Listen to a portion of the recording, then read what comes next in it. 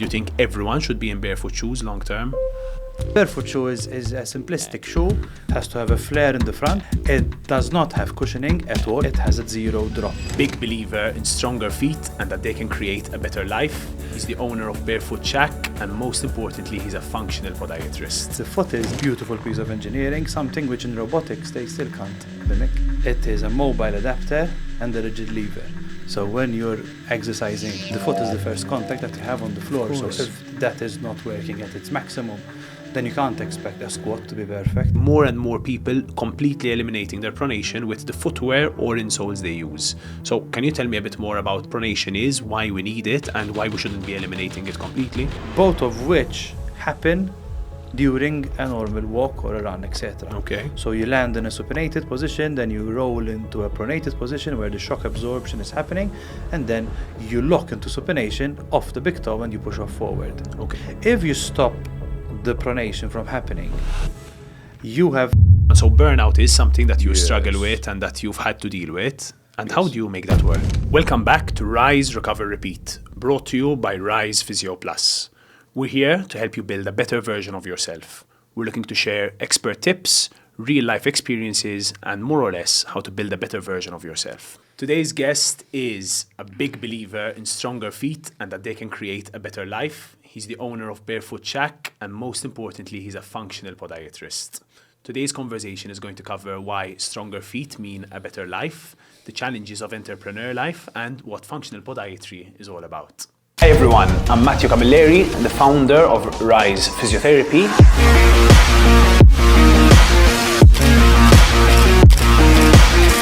Rise, Recover, Repeat series is all about building a healthier and stronger you. We'll do our best to bring interesting content, speak with professionals in the industry.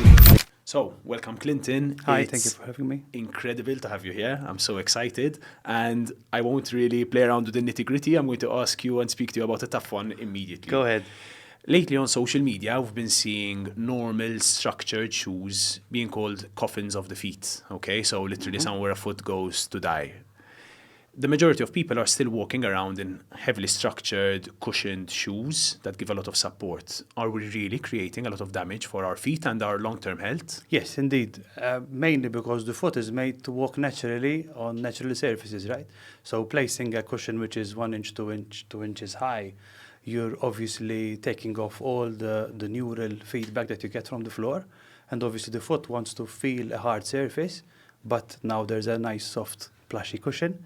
And obviously that is damaging the foot in the long term, especially for people who have been using them for years and years, and then going back to a more natural state. It's really hard. It's really difficult. Yeah. So, and will that have a long-term implication on the foot, or is it the second you remove the cushioning, is the foot able to perform, or does it take adaptation? yes, it takes a lot of adaptation. I see it a lot in my elderly clients where they've been wearing cushioned, stiff shoes for a long time, and then you get very severe clawing of the foot, a lot of stiffness in the foot, which obviously it's total opposite of what I do. We try and get more mobility, more movement, more awareness. Of course. So that's where the fulcrum is. So we really need to get people off cushioned shoes and into functional shoes. And it really is a challenge. I mean, we've both been talking about this for a while now, and it's like you've hit a roadblock, you know, especially with runners and people who are really used to this cushioning.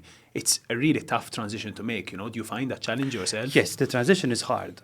But if people start slow and start including a natural, more barefoot approach to treatment in their weekly practice, it's easier to get into it.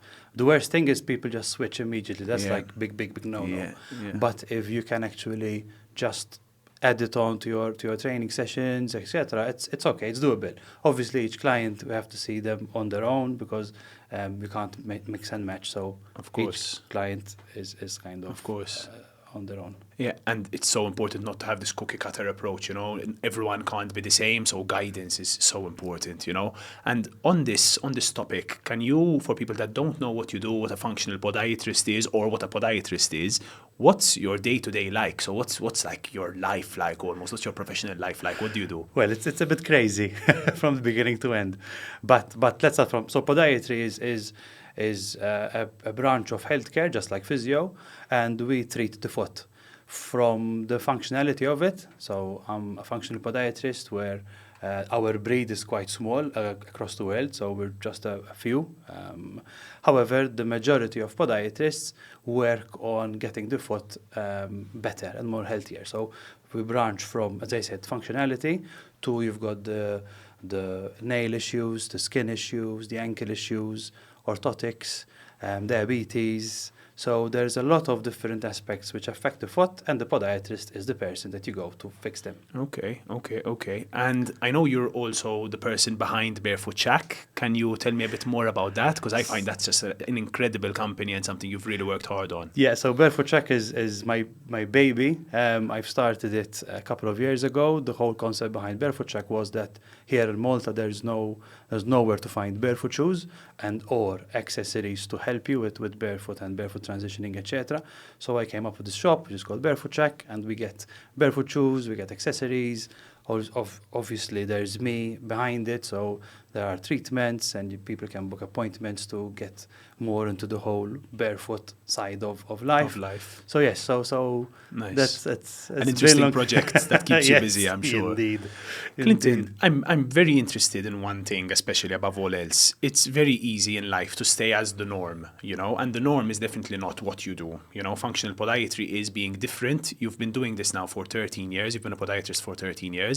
What inspired you or pushed you to be different? Like, did you see that the model is broken? Yeah, so I think that I switched mainly through COVID. So after COVID, I had more time at hand. I was looking back at what I was doing the previous 6-7 years of work, and I was seeing patients again, and I was not happy with the result. So I'm more into the MSK side, right? So that's like musculoskeletal injuries, so that's bone the side injuries. where I work mostly. So I was seeing patients which were doing orthotics, etc. But although they were happy, so I'm not saying that the choice of treatment was bad.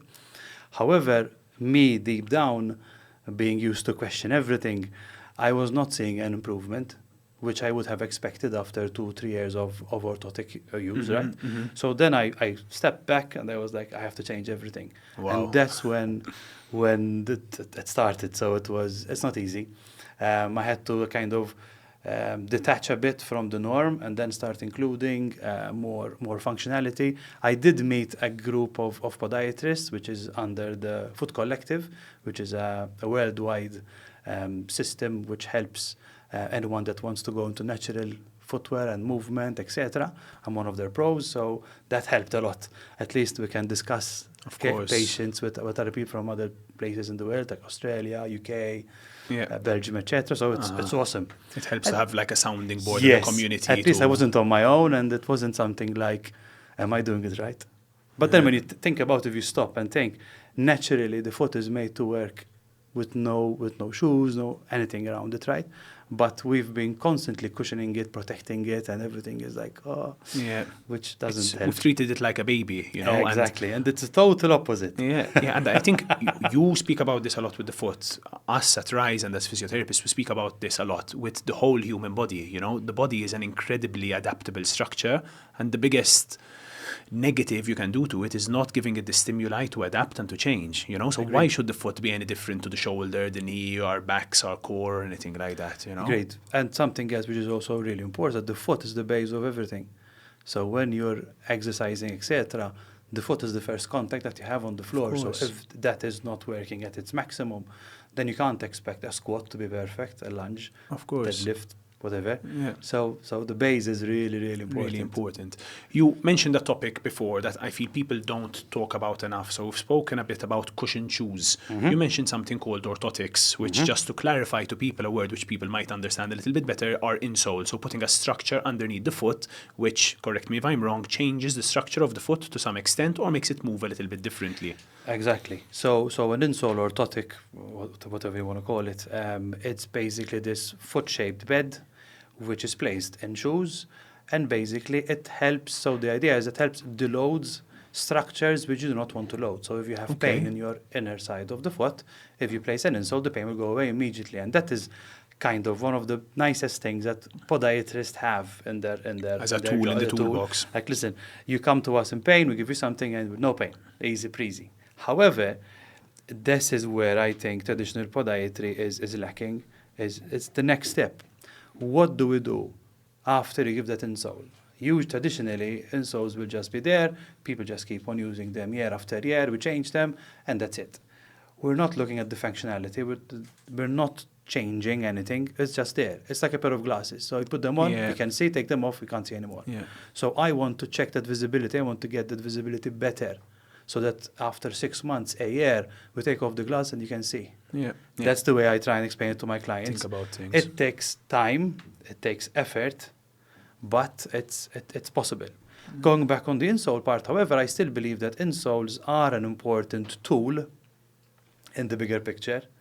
However, if it's the only tool that you have, what is the only thing that you're bringing on the table, then it's a problem. And you're a bit limited. And you're limited. Yeah. And obviously the foot will get accustomed to having that bed underneath the foot, and will become lax, will become weak, rigid, Yeah. Yeah. and that's a big problem. I mean, you took my question out of my mouth because I was about to ask you, so you've stopped using insoles, and I know that you haven't. I know that you still use insoles, you still kind of preach towards insoles, but I think one of the things that we've spoken about before is perhaps you've changed how you make your insoles, because I do know you create your own insoles, and you've also given a different vision to patients and to clients that, listen, this is a temporary fix, this is your paracetamol, this is your pain reliever for a short period of time, giving you the potential to change your foot long term, to not need this insole. Am I right with Yes.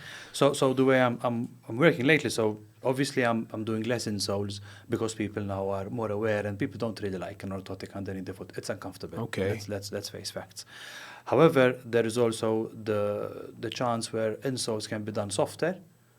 As a density. As a density. Okay. So if they're softer by default, they're more comfortable, so at least it's easier to adapt.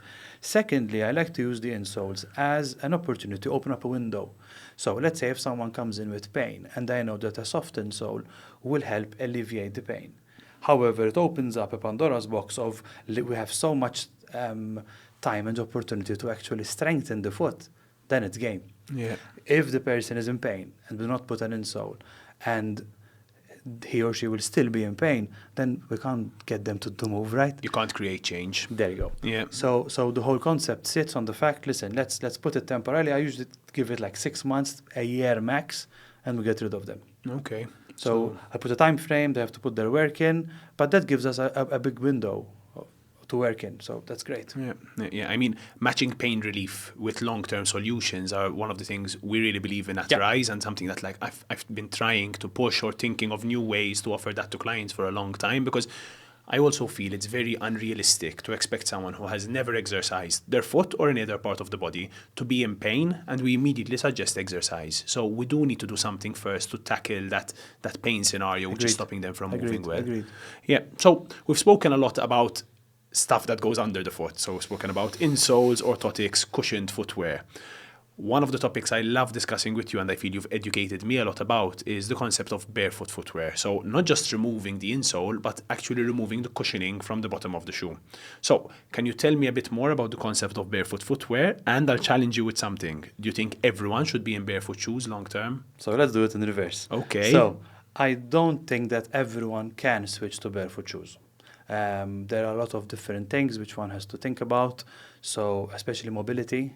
If the foot is not mobile, being in barefoot shoes, it's detrimental. Okay. Because obviously the foot is made to move, but if it cannot move, injuries, operations, fractures, I mean, the sky's the limit.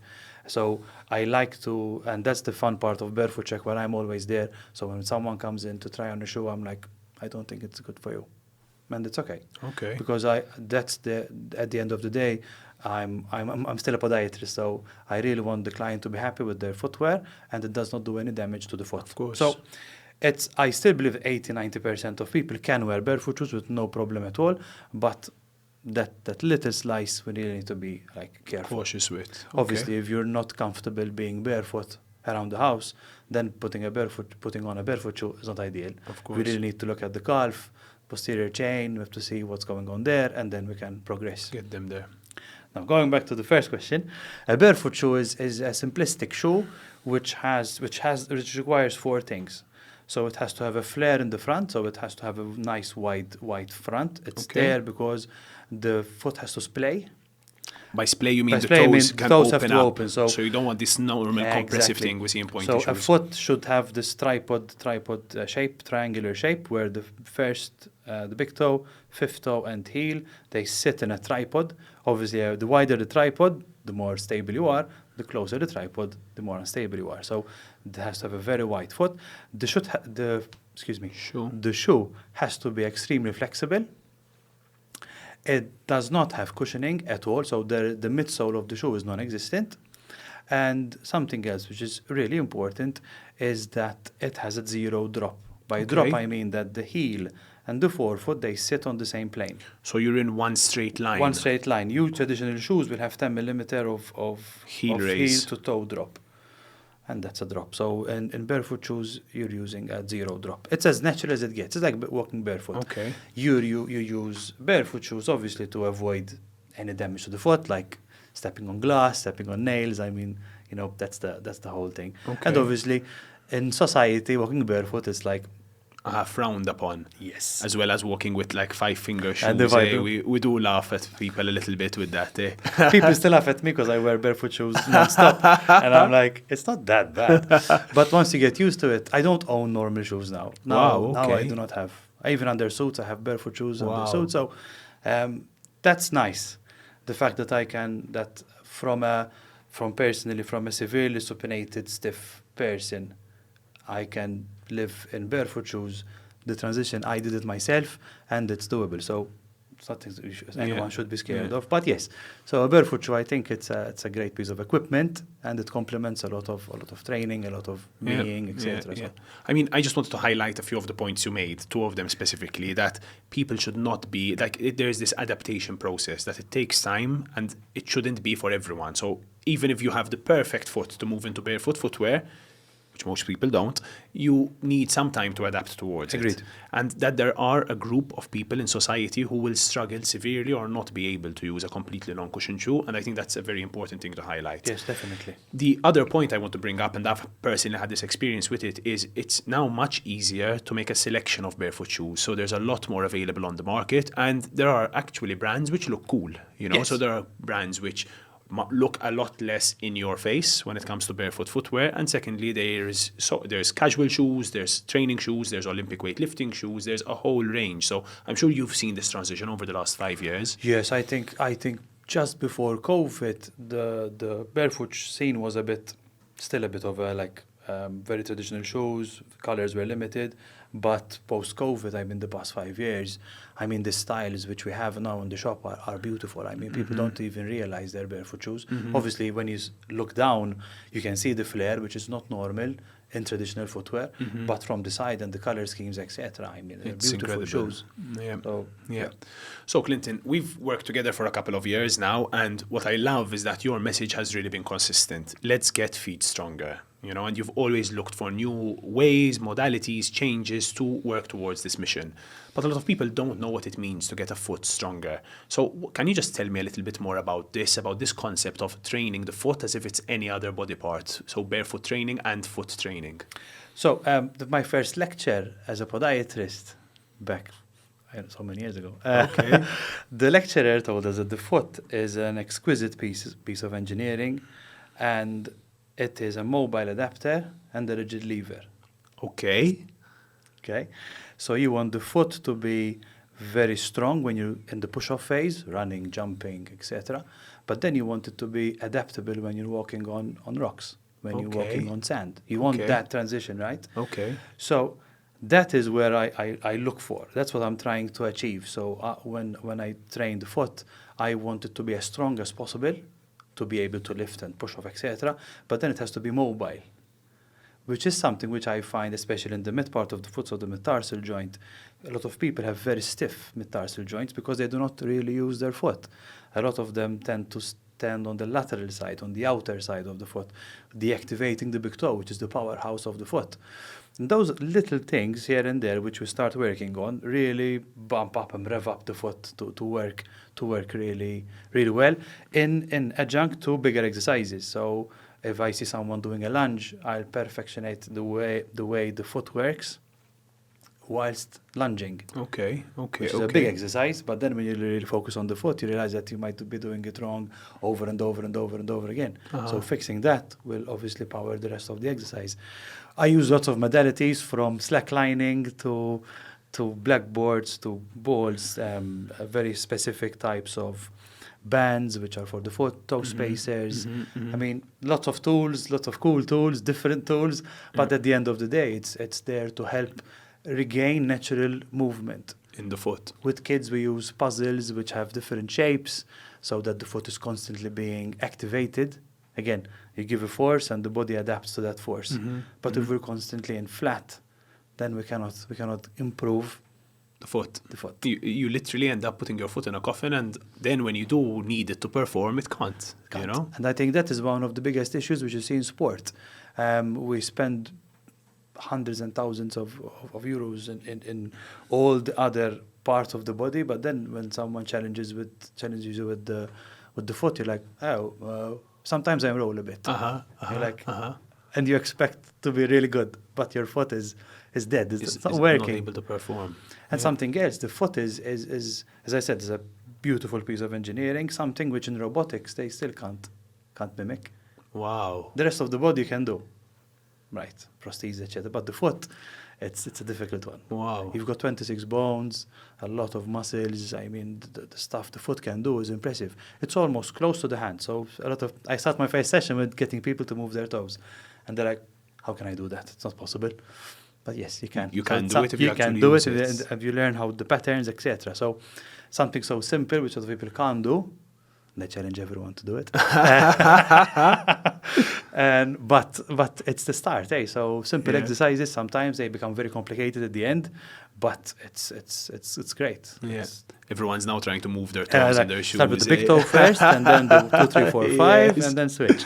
Yeah. One point that you brought up now, I feel we're in a phase now where we're lucky that there are so many tools available with training the foot. I remember trying to get someone to train their foot 5-6 years ago, and just it's impossible. You're trying to use a normal TheraBand, but now at Rise, as well as in your clinical practice, we have all these tools available, you know, so the options are really there now to get people better when it comes to the rehabilitation of the foot and strengthening a foot which isn't injured. So I think we're a little bit lucky with that as well. Yes, I agree. Or else just we get everyone to walk barefoot everywhere. And it will probably sort itself out. Exactly. That's the thing. I mean, if you look at certain areas, countries where they live more barefoot, I mean, the way their foot is made, and this is also looks into the whole pronation, supination. Everyone's scared because if you're pronated, you have to try and hold it from movement. Yeah. But we really need to just let it be. It's okay. Yeah, it's going to work. It's going to work. Yeah. So one topic where I think everything we've just spoken about is really highlighted is something which has really grown in Malta, I've seen over the last couple of months and years, which is running and runners, and most importantly, the running shoe.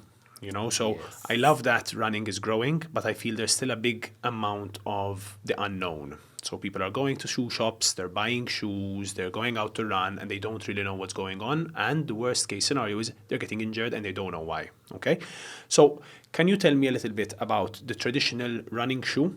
I just want people to understand. So there's all these words that used to confuse me as well. Pronation, supination, heel to toe drop, cushioned versus no cushioned, neutral versus non-neutral. So can you just tell me a little bit, just a short introduction of the traditional running shoe and what people should be looking at when they go to select a running shoe? So a running shoe, like the norm, it's like just like any other normal shoe. You'll have, so if you look at the bottom part of the shoe, you've got 3 layers. So you've got the outsole, which is the part which touches the floor.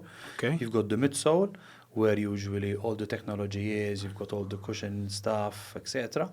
And then some of them will have a shank. A shank is a piece of material or thickened material which holds the foot from bending from the middle part of the foot, right? So it only bends from the front, okay, where the toes are. Okay.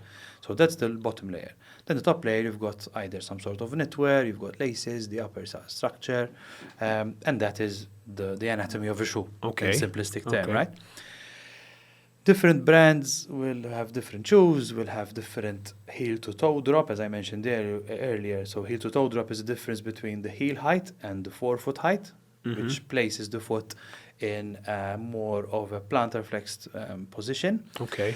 which has been dictated since back when podiatry started, when they realized that placing a 10 millimeter heel underneath the foot, the movement from heel to toe, it's much easier. Okay. So the traditional shoe will have your heel higher than your Exactly. toe always. Which places the forefoot lower, and when you're going from heel to toe, it's easier. Okay. So from a efficiency point of view, it's better. However, that starts reducing the length of the calf. Okay. I mean, maybe you've met this. You get an elderly lady, usually it's the ladies. You tell them to stand barefoot. They're like, no, I can't. I just need that little heel at the back. So that means adaptive shortening of the calf, and Of they course. can't go. And the Achilles tendon and all the structures at the back. Exactly. Okay. So that is one of the biggest issues which I see in long-term use of that sort of difference in the shoes. Secondly, there's the cushion part. Lately, the cushion shoes have been like the biggest thing, and after Kipchoge kind of broke the 2-hour barrier or got really close to it, everyone realized that to go fast, you need carbon fiber and cushion shoes. Research has also showed that it's the cushion, it's the softness of the cushion which actually makes the shoe faster, not the carbon fiber plate. Wow. Okay. Yeah. So it's the compression and going back to its original height, which is the actual push-off. Which gives you a which spring. gives you a spring. Okay. Which, from a runner's point of view, this is me being kind of realistic, right? If you're at a start line of, let's say, Malta Marathon, and you know you might get in the first 3 places, you have to wear cushioned carbon fiber shoes because all the other competitors are wearing them. So it's an unfair advantage almost. Exactly. Okay. I mean, I'm not sure of the stats, but 21K with a cushion shoe, carbon fiber plated shoe, you cut off a minute just by wearing it. Wow. Okay. So there is definitely a No, difference in it's performance. proven, it's there, it has been checked and researched, so it is there. So I don't blame them. However, I blame, with no offense to anyone, people who are just coming into running. Let's go for a run on Sunday, 5K easy, I'm just getting into it, but I bought a carbon fiber plated shoe because I want to break my own PB on Sunday, which is a very low PB, with no disrespect to anyone. So I really like to make this distinction between your pro athlete, who is going to, might win first, second, third, which is a podium, money, medals, etc., Exactly. sponsorships. That makes sense. But the guy in the street who's just enjoying running and is doing it to lose weight, maybe, or to get fitter, etc., don't go for that Highly sort of cushioned, footwear. highly structured shoe. But because there is a downside to Yes, it. because obviously the foot needs to learn and adapt to all the new forces. And if you start off from day one with a lot of cushion, all those forces are now dissipating inside the cushion. Okay. So the natural shock absorption system of the body is deactivated. Wow. So you're literally losing your body's ability to do the same thing. Exactly. Okay. So whilst I'm not, ideally yes, but I'm not just saying, listen, if you're going to start running tomorrow, come to me, I'll give you a barefoot shoe and go run. It's not the way it's done. But trying to go for a more of a minimalistic, maybe a lower type of midsole, harder midsole, etc., you'll start from day one, adapting your body to running. Okay. Unfortunately, what we're doing is, you're in pain, let's put a cushion shoe, the pain goes away, and that's it. It's And like putting everything happy job. underneath the Yeah, carpet, and exactly. then they come to us and they're like, listen, I've got this problem. And then you start. Because the problem will still come out eventually. Yes. you know? It's like an onion, right? So it's like peeling off, and then at the end of in the center, you're like, You find that what's was the going problem. on. Yeah. So we've spoken a bit about kind of the cushioning on a shoe, and we spoke a bit about heel to toe drop. One point I'd like to learn from you myself with heel to toe drop is I've kind of been under the understanding that a higher heel raise, so more of a heel to toe drop, will shift more weight forwards on the body. So if I'm dealing with someone with more knee pain, for example, a runner with more knee pain, should I get them in a less heel raised shoe, or would it not make that much of a difference? Well, it does. So let's start from the beginning. So as I mentioned, 10, 8, 9, 10 is the norm, kind of, like all Okay. runners are there. Okay. So in that case, the effect it does have on the knee is not so big. Okay. However, then you've got 12 or 13 millimeter then yes, it will have an impact on the knee, and then you can go lower. So as you said, if temporarily, again, like we said earlier, we do add a heel raise at the back so that you can change the angle, then it's okay. Only if the person is guided and you're following it up. Plan. Yeah. Not, let me give you a heel raise, see you in a year. Yeah. That's it. Yeah. So the body will have a full year to adapt to the heel raise. It adapts, and then you take it off, and then the pain comes back again. Of course. So while I agree, yes, sometimes by changing the angle of the ankle, it will have an effect on the knee or on the hamstring, according to which side it you is. So push the up or push important down. thing you're saying is it needs to be a temporary tool to deload, so we can help the body adapt. Exactly. Okay. It's not a fix. It's not a permanent fix. It's Which just is there forever. Yeah. Another magic words for me in running is this whole thing of pronation and supination, okay? There's a couple of points I want to bring up here because I think it's really important for runners to understand. First and foremost is that pronation, which is the inward drop of a foot when we're running, is a natural shock absorber. And I see more and more people completely eliminating their pronation with the footwear or insoles they use. So can you tell me a bit more about just in a summary of what pronation is, why we need it, and why we shouldn't be eliminating it completely? Yeah. So pronation, as you said, is the inward rotation, and supination is the outward rotation of the foot. Both of which happen during a normal walk or a run, etc. Okay. So you land in a supinated position, then you roll into a pronated position where the shock absorption is happening, and then you lock into supination off the big toe and you push off forward. Okay, so it's supination to land, pronation back into supination. Exactly. Okay. So that movement is the natural way the foot is meant to work. If you stop the pronation from happening, you have deactivated the natural shock absorption system of the body. Okay. So, again, if someone is in pain during the pronation part and you place an insole or you place an antepronator shoe, which is a shoe which has more stiffness or support in the inner part of the shoe, that will reduce load on the structures which help to supinate the foot. Tibialis posterior, anterior tibial. So if the problem is there and you place an insole, the pain goes away. Temporarily. However, then you need to strengthen those structures. So that's the way it should be dealt with. And again, people are crazy, and they're crazy scared about being pronated. Oh, my kid is pronated. Yes. I'm pronated. I have to. I just tell them, listen, let's go down to, one of the best runners in the world, are Ethiopian, right, Kenyan. Let's go there. All of them have pronated feet, and they will outrun anyone on this island. Oh. Easy, on a Monday morning. Yes. So is it a pronation problem, or is it a foot strength problem? Yeah. Okay, so people are scared because the mentality has always been, or the media has always been, listen, let's stop it from moving. If it doesn't move, it doesn't hurt. Agreed. But then what's happening in the long term? long term. So this is quite an important question for me, and something I struggle with my clients, perhaps. Is there ever too much pronation? So yes. I'm sure like anything else in life, there's an excess, but probably that line is much further to the right than we actually think. Well, definitely pronation, supination can be there's quite different differences, right? So you can start off with what we call a pancake foot, where the foot is like the scanner doesn't even notice if it's a pronator or if it's the left or the right. Because it's just so it's like one round circle. Okay. So that, unfortunately, when it's so collapsed, it does need a bit of help. All right. Again, an orthotic might be only like 5 millimeter high, and that's the work it needs. That's all it needs. Mm-hmm. On the other hand, supination, which is the other far end, it's worse. So I'm more scared when someone is a supinator that walks in my clinic rather than a pronator. Okay. Because the supinator is stiffer, everything, all the bumps and hits are going directly to the lower back and the spine. Mm-hmm. So there's a bigger issue in supination rather than pronation. But as you said, it's not so bad at the end of the day.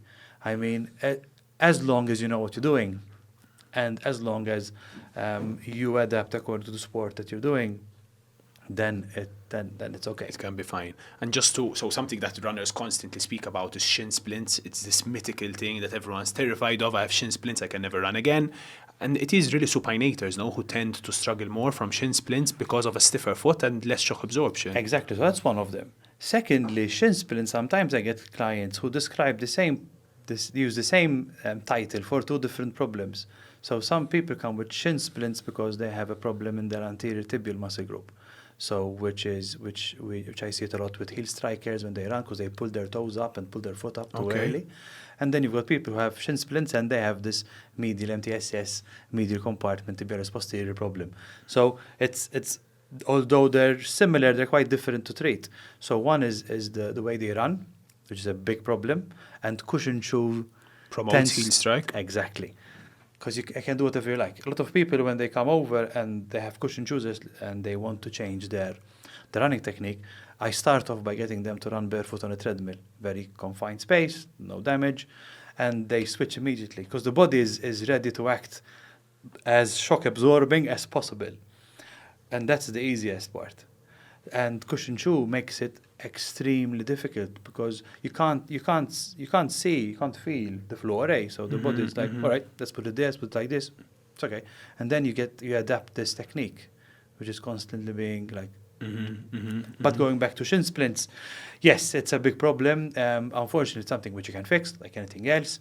But technique is really important. Footwear is really important. And most of all is that you keep on taking care of it. Okay, what do you mean by that? What do you mean by keep on taking care of it? Because a lot of people, like in the sense of, let's say with shin splints with tibialis anterior, which is the shin muscle group, right, which pulls the foot up. If that is what causing the shin pain, right, if they do not take care of the muscle group, they strengthen it constantly, they loosen it constantly, etc., obviously the pain will come again. Of course, because you're not adaptable enough for the load you're asking of your body. Or you're going too fast too soon, you're changing shoes too soon, you're going for high stack heights, because my friend bought one and he's faster, so now I have to buy one as well. The same thing.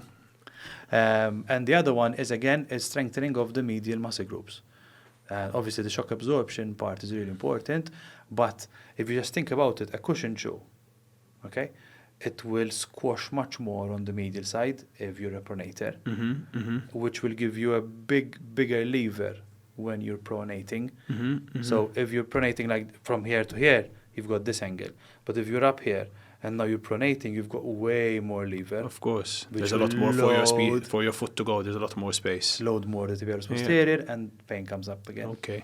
I think we'll be referring a couple more people to you to deal with shin splints. I have one final question about runners. Yes. Runners tend to have multiple different shoes for different events, different distances. Can I just get your opinion about, do runners need multiple different types of shoes? Is it potentially negative to have two shoes which are acting differently and your body needs to adapt every time? What's your thought about this, about the runner's arsenal? Mela, it's not an easy question. And mainly because you have to see what the runner is trying to achieve at the end of the day. Because having a daily trainer, so something which you use on a daily basis, do your 1 hour, easy runs, etc. They will usually have then a speed shoe, which they would use on track to work on their speed part of the run. And then they will have their race shoe. Those are three. Okay? If they can actually add the fourth one, which is their foot, and they add more barefoot training, the adaptability to the other three, which will be way easier. Okay. Because the foot will get a bit more mobile. Right? Mobile or strong, so the two big parts of the foot. Both of them. So obviously any pro athlete or an amateur good athlete will have these three shoes, and it's kind of the norm, and you have to have them because you want to get stronger. I mean, if you run on a track and you use spike shoes to help in the push-off phase and you can load better your quads, hamstring, calves, etc., the output that you can get from a spike shoe is way more. Of course. So training that part of the run is important. So if you want to get better, you have to do that in a pro athlete, more of high level running. Yeah. If you're just a runner who's having fun, one shoe don't is really all right. bother, you know. It's all right. But I think you answered that in such an intelligent way, because it's not really the shoe which is the main thing. It's okay as long as the foot can adapt to the shoe you put it in, you know. So it comes back to the original point we put together, that build a stronger foot, build a more mobile foot to be able to adapt to the different footwear you put it in, not just injury prevention, but performance enhancement. Yeah, agreed. Yeah, and we're saying pro athletes, we're saying runners at a higher level, but the reality is a lot of people make an effort to be the best version of themselves that they can be, so no one wants to run a 5K and run it at 10 minutes slower than they did last time, same with a 10, same with a half marathon, so this is a basis that I feel so many runners and so many athletes should be thinking about. Indeed. I do have a lot of coaches who come to me, and my biggest thing is, listen, try and get them to at least one session per week, work on barefoot training and work on their feet, because it matches. If you stop and like get a couple of books of pro athletes, I'm going to mention pro athletes again, in different sports, all of them do barefoot training. Wow. But you don't see it on social media because it's not the nice one. It's not the cool stuff. It's not the cool stuff, right? Yeah. So that's the thing. I mean, if then you look at their plan, etc., then you say, okay, so they are actually doing lots of barefoot training. Yeah, it's just not showing on their training plan, the social media, Okay. I'm going to change the topic a little bit. So we've nerded out a bit. We both love feet a little bit excessively. I think we'll get teased about it. You are, outside of your clinical practice, you do a lot more. So there's Barefoot Shack, there's the clients that you work with. You obviously have your own training. You're a very adventurous person. You've had some super cool adventure holidays, which I'd love to mimic very soon. How do you find that balance? So I know it's a huge challenge being an entrepreneur. How do you find that balance? How do you kind of keep your life going, and this whole concept of work-life balance as well? So what's that about for you? Well, I ask myself that question every single day. Well, it's not easy. Let's start from there. I think that lately I've kind of split the week to be able to match each and everything that I do. Right, as you said, I've got a lot on my plate, but I try and, like, Sundays is out of the question. Okay, so that's a personal day. Yeah, that's like a day mobiles are off. Okay. It's personal day. That makes it way better. And then I try and split the week, and I do lots of. I love my to-do lists. Okay, so you schedule things in a lot. Yes, scheduling helps, and I also start the day with a good workout, a bit of meditation, and that's by 8 I'm done, and then we can start the day. Okay. That helps a lot. But it's not easy. As you said, actually I'm planning next week, I'm going for a 7-day bike ride in Tuscany. No way. Can I come? I can't drive yet, but okay. With the cycling, but. Okay. So it's not a motorbike. It's a painful 6 days. Okay. So again, we try and go on holidays a lot and try and detach a bit. But yes, the day is always full. From up till 8, I'm usually going on full speed. But it's so interesting because the teams that I hear about, the more people I speak to, are very much like, you need to schedule, you need to be mindful of your time, and like have this morning routine, a morning workout, a morning meditation. It's nothing foreign. We've heard about this a lot on social media, but I feel the majority of people still don't do this, So it's yes, I was suffering a lot from anxiety lately because I was getting so overwhelmed. But meditation was like something that helped you. Really placed me like there. I can be a bit more mindful. I can like plan ahead. It's really good. Okay. So I do highly advise it. It works. Okay. It works. It's quite interesting that you say this because like your character is very like jovial. You're positive. You're always like talking about the different projects you're working on. So burnout is something that you struggle with and that you've had to deal with. And how do you make that work? So how do you find the balance? Not just balance, but how do you fight that feeling like you can't do anymore, I think, I was brought up to do more and more. It's not enough. You have to do a bit more. So that kind of, it's ingrained in my brain. So unconsciously, I always have to go. That's my default. So if I do 6 hours, I can say, I think I can do another hour. That's something which is very difficult to come out with. So I just try and play around it. Yes, burnout is something which happens, and sometimes the best way to do it is I kind of step out of it a bit and look at the plan, look at what I'm doing, and see what I'm just wasting time on what things which I shouldn't be doing myself, and I can kind of try and adapt. Do less, adapt. Yes. Do less sounds so tough. Do less, and Clinton don't go together because it does affect everyone around me as well, and that's a problem. Yeah. So we try and find just the right balance. But I think I found the recipe lately, so it's good. Okay, that's It's working great. good. The interesting thing is you'll probably have to change it at some point because you constantly have to adapt to the new challenges in life, and I think That's it's just okay. a That's reality. fun. Yeah, That's part of it. Hey, I mean, if it was easy, everyone would do it. Exactly. Well, everyone would do it, and it would be challenging, and it would be interesting to do. So we'd find a new level, I guess. Exactly. So fair So enough. it's all right. Okay, we'll talk a little bit about, because I love giving advice here and I love to help Sure. people, as many people as possible. So if there is a young athlete, they need to balance between work life, they have to balance between, well, not work, but student life and all the stresses of life and trying to be an athlete. What piece of advice would you give them, both if it comes from like the medical side, but even just kind of life advice with someone who's done it? Well, I think that trying to look at your day and try and fill slots which are empty with good things that you can do. That's really important. I think having a good timetable really helps a lot.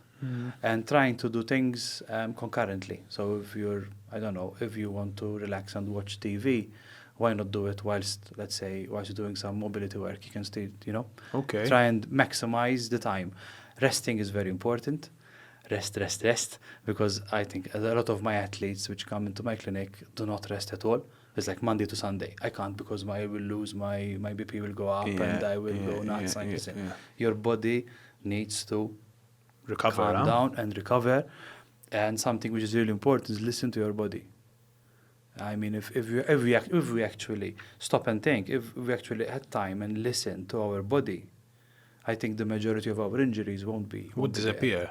Yes. We'd be much less busy in our Because the clinics. body is like, listen, don't do this. You're in pain. It's going to tell you. But if you, now it's okay, I can just, because the coach gave me 3 reps, not 2. I have to do it. And that's where the injury comes in. So listening to your body is really important. And I think variation is very important. Because if you constantly do the same thing, although I think we athletes are we're a bit of elements of habit. Yes. We love our routine. Yes. But trying to change it up a bit, it does help a lot. Yeah. Keeps you wanting more. It keeps you driven. Hungry. Yeah. It is the point of like a deload week or a deload period in your life. That's what you're talking about now, recovery. But the loading is, a lot of people don't know how to spell it, say it, or even read it. Let alone do it. Yeah. It's not easy. But some really good points there, the importance of recovery, the importance of scheduling, and like what I constantly speak about is the importance of sleep, nutrition, and hydration. Yes, these are the 80% that create change. Everything else is cool. They're great extras, ice baths, saunas, everything else in between. But if you're not doing that 80%, that's what you need to zone your time into, and not anything else. I have a few quick fire questions for you. Okay, so just a couple of things that might be a little bit challenging. Your most embarrassing clinic moment. I'm sure you have a few in your mind. I have a few. Okay. So I think one of the worst one was I was just starting practicing privately, and the client came in and she had 6 toes. 6 toes And on one foot? Both. No. Both. I didn't realize it was perfect. I mean, with the shaft and everything, it was there. It was just, I spent the first 15 minutes was grinning, and I'm like, what's so funny? He was like, you didn't realize it? I was like, what? No. 6. And I had to see her x-rays. It was a perfect foot, no issues, nothing. That's But insane. I did not count. From that day on, I started counting. No. 1, 2, 3, 4, 5, 6, 7. It's probably never going to happen to you again. Exactly. In fact, I tell my clients because people are very shy of their feet, something which I struggle with because they're a bit scared, And I tell them, if you don't have 7, I've seen it. I've seen it. That's so good. I can't believe that, because as a podiatrist, I not realize is mad. Because usually the accessory toes will be either jutting up or a little quite small, and something which you notice immediately. But this was the perfect. 6. I was like, she's probably better than us, no? Or he's better than us, It's like the maybe footwork. swimming. But footwear is a problem for her, Miskin. Okay. Because obviously the foot is wide. Okay. Another embarrassing one. Okay, you have get time. 2 for 1. 2 for 1. Someone came in for wart removal. Okay. And this was a guy. And when I asked him to take off his socks, he was like, why do I take my socks off? And I was like, did you say you had warts? I was like, but they're not in my feet. No. And I was like, ooh. No. That was a tough conversation to have. I was like, we don't do those things. No way. I mean, okay, I don't want to go into it too much, but You want it embarrassing? some funny stuff happens in a clinic, doesn't Oh, it? Like yes. you spend enough time with people and different people, some strange stuff happens. I'm Indeed. glad I'm not being asked this question because bad things come to my mind. Okay, I know you love your adventure holidays. You're just telling me you're spending a few days cycling in Tuscany. Can you give me one of your most memorable ones? I think it was ice climbing in Norway. That was, I think, one of the most beautiful. Okay, and that's I like full-on ice picks. Full on moving ice up. picks. You're hanging on crampons and you need to push hard there. Wow. Do you That feel was any nice. fear in these moments? Like, do you go through a thought process of, like, I'm doing this for fun, what's wrong with me? Yes. I think it's a constant challenge which you get. I mean, when I look at my videos, I'm like, but why? Why did I do that? But why not? So true. So you're there. It's being scared is part of it. If I wasn't scared, then the chances of dying are much higher. Okay. So being scared is your body's way of keeping you at check. You're constantly checking everything. You have to be meticulous. You can't do mistakes, and that keeps you revved up. Sharp. Obviously, if you're not scared, then it's scary. Yeah. It's where the Cool. Clinton, you always have a million things going on and you have a million projects and you do well at all of them. But what's your big thing right now? So what's like your golden bullet? What are you really pushing on at the moment? I think Barefoot Shack is what I'm really pushing on. The idea of having a community eventually where people can actually find help with barefoot shoes, barefoot training, barefoot accessories, etc. And the point where people can just go, get really good advice and kind of help people to get better. I mean, that's where from children to elderly, I mean, getting into schools, into gyms, the importance of foot health, which is undermined a lot and underrated, and we really need to push hard on that to get people to be more motivated to take care of their foot. Yeah. I think that's such a beautiful mission because underlying that, the reason you're doing it is you want people to be healthier in an area they don't even look at, you know, so that's huge. Okay, one of the huge values for Rise is to leave people better than we find them. So I'd just like to ask you for that one piece of advice, that one nugget of information that you wish everyone did in order to be better tomorrow than they are today. What's that thing for you? Check your feet. Simple, and I love it. Oh, that's great. Clinton, it's always such a pleasure to have you. I think I had more fun than anyone watching this because I just learn so much every single time. So thank you so much for being on this. For everyone watching, there'll be lots more of this kind of content coming out. We really hope to have interesting conversations that help you become a better version of yourself, not just today, but tomorrow as well. So thank you so much for watching, and I hope you found that super valuable.